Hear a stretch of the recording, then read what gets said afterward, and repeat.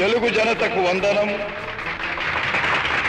తెలుగు యువతకు అభినందనం, తెలుగు మమతకు అభివాదనం, తెలుగు జాతికి శుభాభినందనం. హరిజన గిరిజన దళిత వర్గాలు గూడెల్లో, అడవుల్లో, గుడిసెల్లో మగ్గిపోతూ ఉంటే చూచి భరించలేక వెనకబడిన తరగతులు ఇంకా ఇంకా అట్టడుగుకు తొక్కివేయబడుతుంటే సహించలేక జనాభాలో సగమున్న ఆడబడుచులు అన్యాయమవుతుంటే ఓరిమి పట్టలేక రాజకీయం భ్రష్టమై, వ్యాపారాత్మకమై, దగాకోరు విధానమై ఆంధ్ర ఆత్మాభిమానం చంపుతూ ఉంటే గుండె బద్దలై మనసు వికలమై ఓరిమి పట్టలేక మీకోసం వచ్చాను. ఈ తెలుగుదేశం శ్రామికుడి చెమటలో నుంచి, కార్మికుడి కలిగిన కండరాల్లో నుంచి, రైతు కూలీల రక్తంలో నుంచి, రైతు కూలీల రక్తంలో నుంచి, నిరుపేదల కన్నీటిలో నుంచి, కష్టజీవుల కంటి మంటల్లో నుంచి, అన్నాస్తుల అక్కందరలో నుంచి పుట్టింది ఈ తెలుగుదేశం. తెలుగువాడి పౌరుషం చాటి చెప్పడానికి, తెలుగువారి ఆత్మగౌరవం నిలబెట్టడానికి పుట్టింది ఈ తెలుగుదేశం. ఆశీర్వాదం. మంగళం. రాజే దొంగ అయితే ఈ టైటిల్ మీరు చూడగానే కొంతమంది తెలుగుదేశం పార్టీ అభిమానులకి కోపం రావచ్చు, ఇంకొంతమంది తెలుగుదేశం పార్టీ హార్డ్ కోర్ క్యాడర్కి ఇంకా మా మీద ఇంకేదేదో రావచ్చు. బట్ ఈ వీడియో తెలుగుదేశం పార్టీ కార్యకర్తలు ఖచ్చితంగా చూడవలసిన వీడియో. తెలుగుదేశం పార్టీ, ఈ పార్టీకి ఒక చరిత్ర ఉంది. తెలుగుదేశం పార్టీ, ఈ పార్టీని పద్మశ్రీ, విశ్వవిఖ్యాత నట సార్వభౌమ స్వర్గీయ నందమూరి తారక రామారావు గారు స్థాపించారు. ఈ పార్టీకి ఒక చరిత్ర ఉంది. తెలుగుదేశం పార్టీ స్థాపించిన కొన్ని నెలలలోనే ఢిల్లీ పీఠాలని, కంచు కోటలని బద్దల కొట్టింది. అది తెలుగుదేశం పార్టీ చరిత్ర, అది తెలుగుదేశం పార్టీ సత్తా. మొత్తం దక్షిణ భారతదేశంలో ఉన్న పార్టీలన్నిటినీ ఒక్క తాటిపైకి తీసుకొచ్చి మా ఆంధ్రులకి కూడా గౌరవం ఉంటుంది, మేము మదరాసీలం కాదు అని ఢిల్లీలో నినదించిన ఒక వ్యక్తి నందమూరి తారక రామారావు గారు. అలాంటి వ్యక్తి పెట్టిన పార్టీ స్థాపించిన కొన్ని నెలలలోనే అధికార కాంగ్రెస్ని ఓడించి చాలా సోషల్ రిఫార్మ్స్ తీసుకొచ్చారు నందమూరి తారక రామారావు గారు. ముఖ్యమంత్రిగా బ్యాక్వర్డ్ క్యాస్టుల్ని కావచ్చు, లేకపోతే బడుగు బలహీన వర్గాలకు కావచ్చు టికెట్లు ఇచ్చి తెలుగుదేశం పార్టీ బీసీ, ఎస్సీ, ఎస్టీల కోసం పుట్టిన పార్టీ అని ఆయన నిరూపించారు. అయితే 2 రూపాయలకే కిలో బియ్యం పథకం తీసుకురావటం కావచ్చు, ఏపీఆర్జేసీ కాలేజీలు గురుకుళ్ళు తీసుకురావటం కావచ్చు, స్పెషల్ ఫోర్స్, ఆపరేషనల్ ఫోర్స్ పోలీసెస్లోకి తీసుకురావటం కావచ్చు, ఆడపిల్లలకు సమాన ఆస్తిలో హక్కు కల్పించడం కావచ్చు, ఇవన్నీ నందమూరి చెప్పుకుంటూ పోతే the video will never end. అలాంటి నందమూరి తారక రామారావు పెట్టిన తెలుగుదేశం పార్టీలో ఇప్పుడు ఈరోజు దొంగలు చేరారు. ఐఎమ్ రీఇటరేటింగ్ ఇట్, దొంగలు చేరారు. ఎందుకు ఈ మాట మాట్లాడాల్సి వస్తుంది? ఈరోజు తెలుగుదేశం పార్టీ మీద వస్తున్న ఆరోపణలు ఏంటి? తెలుగుదేశం పార్టీలో ఏ వ్యక్తి అయితే శాసనసభ్యుడిగా పోటీ చేశాడో తంబాలపల్లిలో, ఆ వ్యక్తి మీద దారుణమైన అలిగేషన్స్ వచ్చినాయి. అతన్ని పార్టీ నుంచి సస్పెండ్ చేశారు. ఎలాంటి వ్యక్తుల్ని మనం పార్టీలోకి తీసుకుంటున్నాం? ఈ ప్రశ్న నారా చంద్రబాబు నాయుడు గారికి. నారా చంద్రబాబు నాయుడు గారు, మీరు ఎలాంటి వ్యక్తుల్ని పార్టీలోకి తీసుకున్నారు? మీకోసం, మీ పార్టీ కోసం కష్టపడిన కార్యకర్తలు తంబాలపల్లిలో ఈ వ్యక్తిని తీసుకోవద్దంటే మీరు ఎందుకు తీసుకున్నారు పార్టీలోకి? ఏం ఆశించి తీసుకున్నారు? ఎంత ఆశించి తీసుకున్నారు? పార్టీ కోసం పనిచేసే క్యాడర్, నేను పర్సనల్గా వ్యక్తిగతంగా కొంతమందితో మాట్లాడాను ఆ నియోజకవర్గంలో. అన్నా, మేము చెప్పాము ఆ రోజు, ఈ వ్యక్తిని తీసుకోవద్దు, ఇతను చాలా ఫ్రాడ్స్టర్, ఇతను తీసుకోవద్దని చెప్పాం. స్టిల్ పార్టీలోకి తీసుకున్నారు అతన్ని. ఈ జయచంద్రారెడ్డిని తీసుకోమని భూమిరెడ్డి రామ్ గోపాల్ రెడ్డి కాదా సిఫార్సు చేసింది? ఆయన సిఫార్సుతో ఎంత తీసుకొని ఇతన్ని పార్టీలోకి తీసుకున్నారు. ఈరోజు తెలుగుదేశం పార్టీకి తుడుచుకోలేని మచ్చని ఇతను తీసుకొని వచ్చాడు. ఎవరు బాధ్యులు? ఒక బ్రోకర్ అంటాడు టీవీ5లో కూర్చొని, ఎన్నో కారణాలతో 175 నియోజకవర్గాల్లో ఉన్నాం కాబట్టి మేము దీన్ని తెలుగుదేశం పార్టీ అధ్యక్షులు కానీ తెలుగుదేశం పార్టీ నాయకులు కానీ ఇది అబ్జర్వ్ చేయలేదేమో. సిగ్గు ఉండాలి అలాంటి మాటలు మాట్లాడటానికి. జాతీయ పార్టీ అని చెప్పుకుంటూ జాతీయ పార్టీ అధ్యక్షులు, జాతీయ పార్టీలో కార్యదర్శులు అని చెప్పుకుంటూ పెద్ద పెద్ద పేర్లతో ఉన్న వ్యక్తులందరూ కూడా చిడతలు వాయిస్తున్నారా? ఇలాంటి వ్యక్తులు పార్టీలోకి ఎందుకు తీసుకున్నారు? ఇకపోతే ఇప్పుడు మేమే పట్టుకున్నాం కదా అని చెప్పని ఈ క్రెడిట్ సీకింగ్ మాత్రం బాగుందండి మనకి. ఇప్పుడు మేమే పట్టుకున్నాం కదా అని చెప్పని క్రెడిట్ సీకింగ్ ఏదైతే ప్రెస్ మీట్లు పెట్టి చెప్తున్నారో, 15 నెలలుగా గుడ్డిగాడిద పళ్ళు తవ్వుతున్నామా మనం? 15 నెలలుగా ఏం చేస్తున్నాం మనం? ఈ 15 నెలలుగా వీళ్ళని ఎందుకు పట్టుకోలేదు? అంటే 15 నెలలుగా మనకు కనిపించినా వదిలేసి ఇప్పుడు మాత్రం ఏమన్నా వాటాల్లో తేడాలు వచ్చినాయా?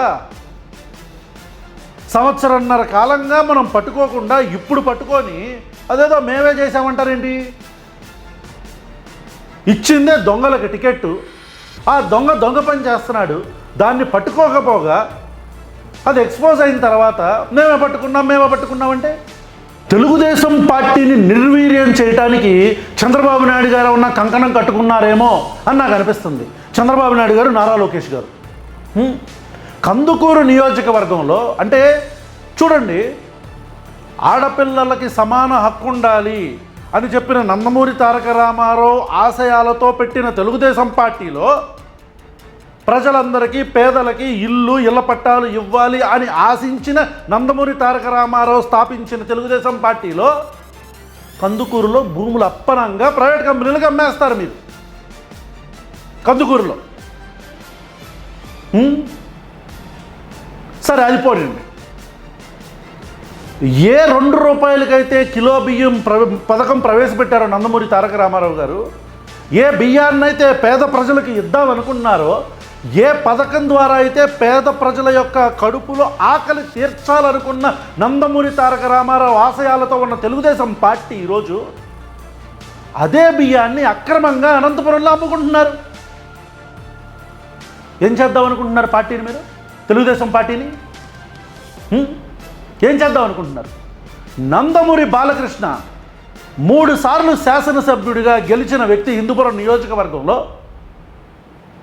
ఒక కల్ట్ ఫ్యాన్ బేస్ ఉన్న వ్యక్తి నందమూరి బాలకృష్ణ, నందమూరి తారక రామారావు కొడుకు. మీకు స్వయాన మీరు ఆ ఇంట్లో పిల్లని మీరు తెచ్చుకున్నారు, ఆ ఇంట్లో పిల్లని పెళ్లి చేసుకున్నారు, మీకు స్వయాన వియ్యంకుడు. ఆ వ్యక్తిని అసెంబ్లీలో సాక్షిగా అతనే చెప్తాడు, నందమూరి బాలకృష్ణ నా పేరు 9వ లిస్టులో పెడుతున్నారు, 9వ నెంబర్లో అని చెప్పని. కనీసం గౌరవం వీరా మీరు నందమూరి కుటుంబానికి? రాజకీయాలు ఇవన్నీ కాసేపు పక్కన పెట్టండి, పోనీ కుటుంబ విషయాలు పక్కన పెట్టి రాజకీయాలే మాట్లాడుకుంటే 3 సార్లు ఎమ్మెల్యేగా గెలిచిన వ్యక్తి ఎక్కడ ఉండాలా? నిన్నగాక మొన్న వచ్చిన పిల్లబచ్చాగాళ్ళందరి పేర్లు పెడతారు. నందమూరి బాలకృష్ణ అర్హుడు కాదా? అది కూడా సినిమాకి సంబంధించిన విషయంలో నందమూరి బాలకృష్ణ అర్హుడు కాదా? అసెంబ్లీ సాక్షిగా వెళ్ళగక్కాడుగా నందమూరి బాలకృష్ణ నాకు అవమానం జరుగుతుందని. ఇక అది పక్కన పెట్టండి. మద్యపాన నిషేధం. ఈ మద్యపాన నిషేధం అనే ఒక్క స్లోగన్తో నందమూరి తారక రామారావు గారు, మళ్ళీ చెప్తున్నా, మద్యపాన నిషేధం అనే స్లోగన్తో ద గ్రేట్ నందమూరి తారక రామారావు తీసుకొచ్చిన విప్లవాత్మకమైన నిర్ణయం మొత్తం తెలుగు జాతి ఆడపడుచుల్లో చెరగని ముద్ర వేసింది. అలాంటి మద్యపానానికి సంబంధించిన వైన్ షాపుల్లో, టెండర్లలో అందరూ మన ఎమ్మెల్యేలే. టెండర్ బయటోడు పాడుకున్నా సరే మన ఎమ్మెల్యే దాన్ని ఆక్యుపై చేసేస్తాడు. కళ్యాణదుర్గంలో కళ్యాణి వైన్స్ అని చెప్పని మొత్తం ఉన్న వైన్ షాపులు 10-12 వైన్ షాపులు మొత్తం అక్కడ ఉన్న సురేంద్రబాబు అక్కడ మేనేజ్ చేస్తూ ఉంటాడు ఎమ్మెల్యే. ఏం జరుగుతుందో సార్? ఏం చేద్దాం అనుకుంటున్నారు తెలుగుదేశం పార్టీని మీరు? అంటే సమూలంగా సమూలంగా ఇంకొన్ని సంవత్సరాల్లో తుదముట్టిచ్చేద్దాం అనుకుంటున్నారా? లేకపోతే ఆ తోక పార్టీ ఈ తోక పార్టీ వీళ్ళ చేతులు ఆలగడ్డాలు పట్టుకొని పొత్తుల్లో గెలిచేసి సరిపోతుంది అనుకుంటున్నారా? తెలుగుదేశం పార్టీని కాపాడుతుంది కార్యకర్తలు, క్యాడర్. ఆ క్యాడర్ని మర్చిపోతారు మీరు. ఎవరు కళ్యాణదుర్గంలో సురేంద్రబాబు? ఎవరు అమిలినేని సురేంద్రబాబు? ఎవరు ఎప్పుడు వచ్చాడు అమిలినేని సురేంద్రబాబు కళ్యాణదుర్గం నియోజకవర్గానికి? అసలు కళ్యాణదుర్గం నియోజకవర్గంలో అమిలినేని సురేంద్రబాబుకి ఇప్పుడు ప్రస్తుత ఎమ్మెల్యే, తెలుగుదేశం పార్టీ ఎమ్మెల్యేకి ఓటు హక్కు ఎప్పుడు వచ్చింది? ఎప్పుడు వచ్చింది సార్? ఎందుకు ఇచ్చారు? ఎంత ప్రజా జీవితంలో ఉన్నాడు అమిలినేని సురేంద్రబాబు? ఆ నియోజకవర్గంలో ఉన్న మాదినేని ఉమామహేశ్వరరావు గారికి మీరు మాట లేదా? సెప్టెంబర్ మొదటి వారంలో మీరు ఇచ్చిన మాట ఏంటి? మీరు అరెస్ట్ కాక ముందు 2 రోజుల ముందు లాస్ట్లో మీరు చేసిన రోడ్ షో ఎక్కడ? కళ్యాణదుర్గం నియోజకవర్గం కాదా? ఈ రోజు నేను ఇక్కడికి వచ్చింది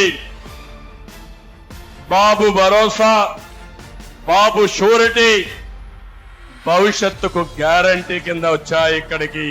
మున్సిపాలిటీలో 200 కోట్ల విలువైన 97 ఎకరాల భూమి సుబేదార్ చెరువుని కబ్జా చేశారా లేదా అని మమ్మల్ని అడుగుతున్నా. పాపం మీ ఇన్ఛార్జ్ కోర్టుకు పోయి దానిపైన స్టే తీసుకొచ్చాడు.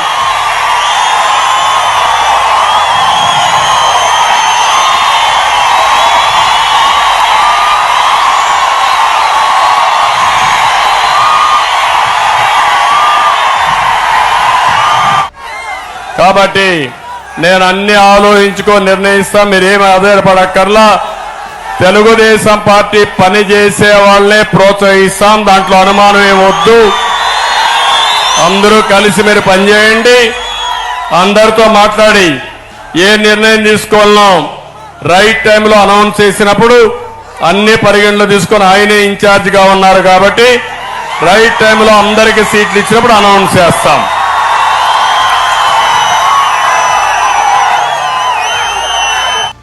అక్కడ మీరు ఇచ్చిన మాట ఏంటి?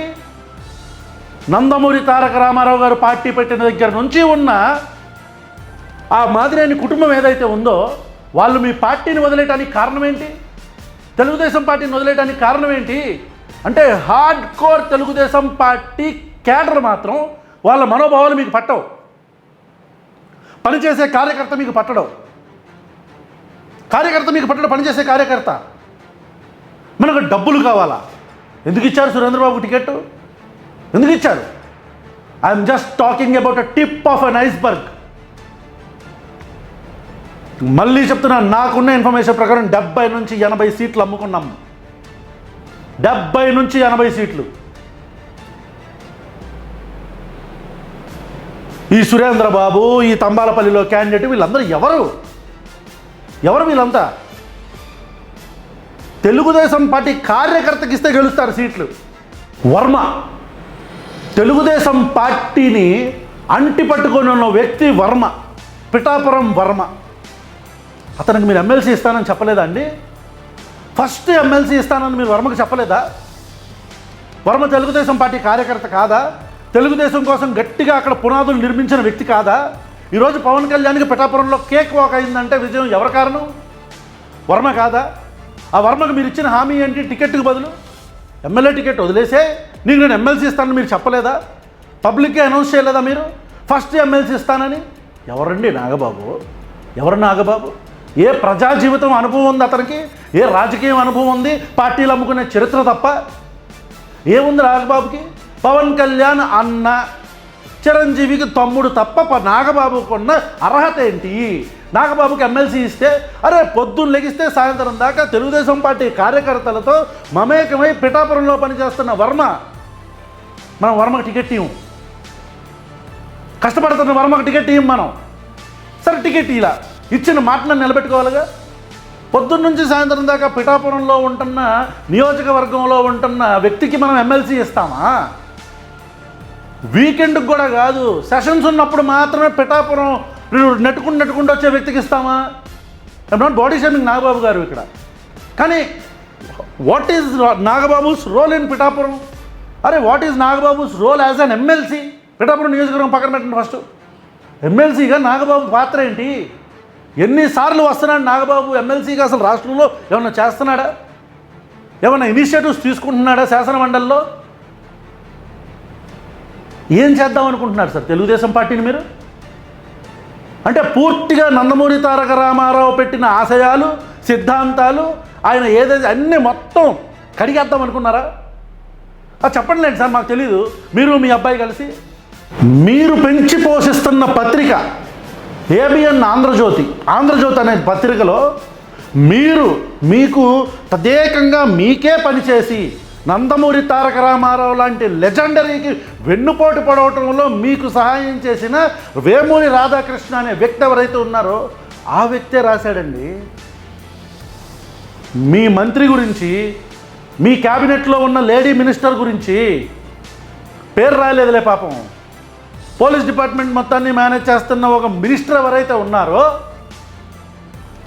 చంద్రబాబు గారు, సెకండ్ పొజిషన్లో, ముఖ్యమంత్రి సెకండ్ పొజిషన్లో ఉండే మినిస్టర్ ఎవరైతే ఉన్నారో ఆ మంత్రి గురించి నేను చెప్పట్లా, వేమూరి రాధాకృష్ణ రాశాడు. ఏం రాశాడో తెలుసా? 45 కోట్లకి కంప్యూటర్లన్నీ కొనేసుకున్నారు, డీల్ జరిగింది, సూర్యాబాయి దందా అని చెప్పని హైదరాబాదులో వెల్ఫేర్ కారు ఇచ్చారు, బెంజ్ కార్లు. దొరికిపోయిన మీడియాలో కూడా వచ్చేసింది, ఇంకేముంది తీసేసుకుందామని డబ్బులు కూడా మొట్ట చెప్పారు కాంట్రాక్టర్లు అని చెప్పని నేను చెప్పట్లా.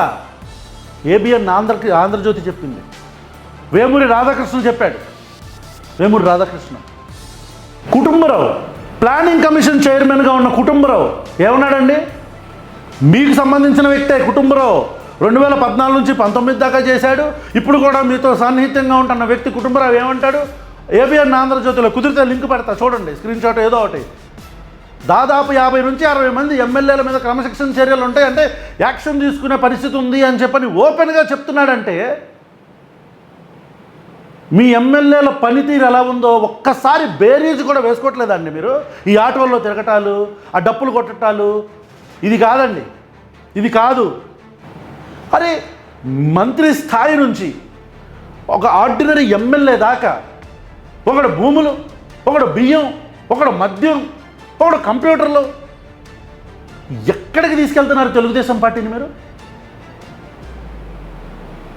చిన్నప్పటి నుంచి తెలుగుదేశం పార్టీని చూస్తున్న ఒక వ్యక్తిగా, ద గ్రేట్ నందమూరి తారక రామారావు గారంటే అభిమానిగా నేను ఈ మాటలు మాట్లాడాల్సి వస్తుంది.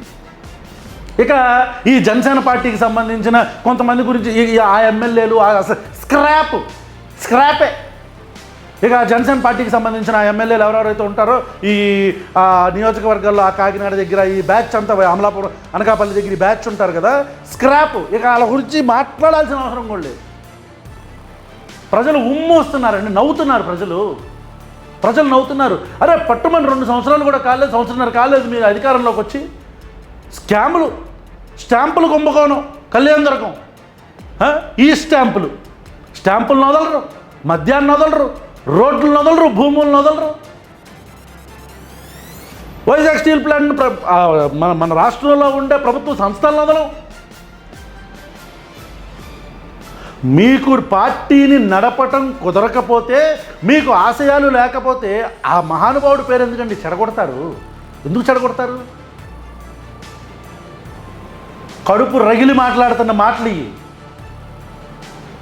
మేము చిన్నప్పటి నుంచి చూసిన తెలుగుదేశం పార్టీ, మేము విన్న తెలుగుదేశం పార్టీ, మా ఇంట్లో, మా కుటుంబంలో, మా ఫ్రెండ్ సర్కిల్లో, మా ఊరిలో చెప్పిన చూసిన తెలుగుదేశం పార్టీ ఇది కాదు.